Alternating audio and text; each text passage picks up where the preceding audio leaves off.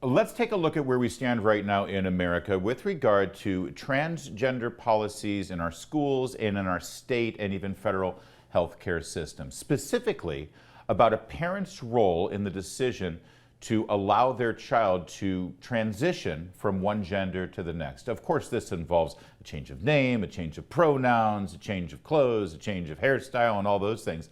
But then it starts to become a medical issue with puberty blockers, with cross-hormone therapies, and then ultimately surgical intervention. And let's be clear, all of those things are permanent. Yes, the hormone therapies, the puberty blockers, even when you get off of them, if you choose to detransition, the effects will last forever in many, many cases. And one other thing about those hormone blockers, they've actually never been tested and approved by the FDA for the purpose of gender transition, for the purpose of treating gender dysphoria. So that all seems like it's still a little untested, right?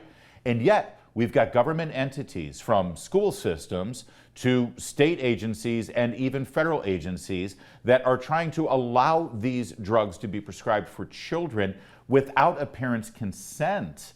And in the state of California, we're seeing right now that if a parent doesn't give consent, that child could actually be taken away from them. They could lose custody because they're making a decision that is not in the best interests of the child. Now, that's some very serious stuff. One would hope that there was a lot of scientific examination and discoveries that would back up such a drastic decision. One would hope that the science was absolutely 100% slam dunk on the side of the people who were not only pushing for this gender affirmation, but doing it without a parent's consent to their own children. Well, I'm sorry to tell you that it doesn't look like they have that kind of scientific consensus, not by a long shot. Please look at this testimony in the House of Representatives yesterday. This is Congressman Dan Crenshaw talking to a Dr. Meredith McNamara, the Assistant Professor of Pediatrics at Yale School of Medicine. Yale. Now, see, there was a time in this country where a congressman or a TV host or just an everyday average American citizen would not be able to venture into the realm of scientific and medical ideas and decisions for their child.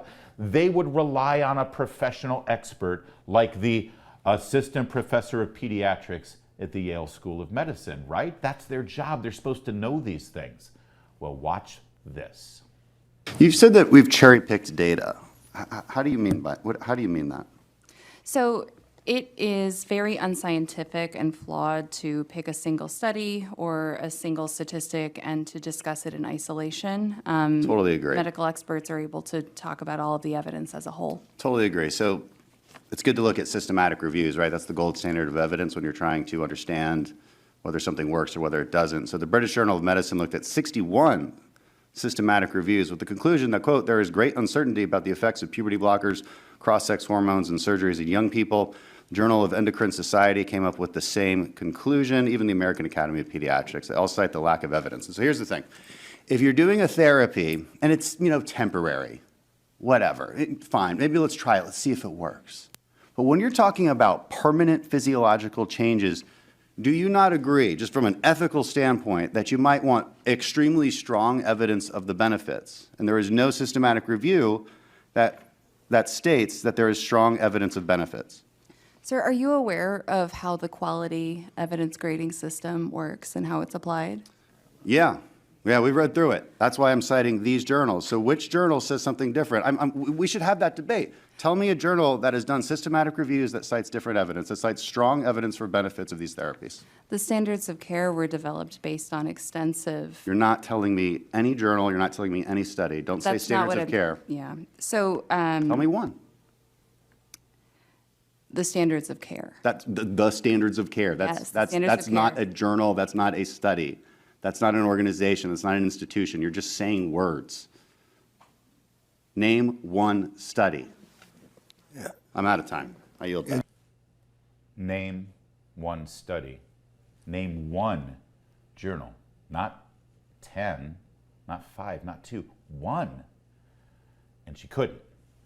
She couldn't because there isn't one. There isn't one study, not one medical journal that has affirmed that this is the safe and proper scientific medical approach. That's why, as Congressman Crenshaw just cited, our friends in England and in Scandinavia have decided not to move forward with this kind of care for children. Perhaps, maybe we should do the same. That's it for tonight. We'll be back same time, same place tomorrow. In the meantime, I'll see you on the radio.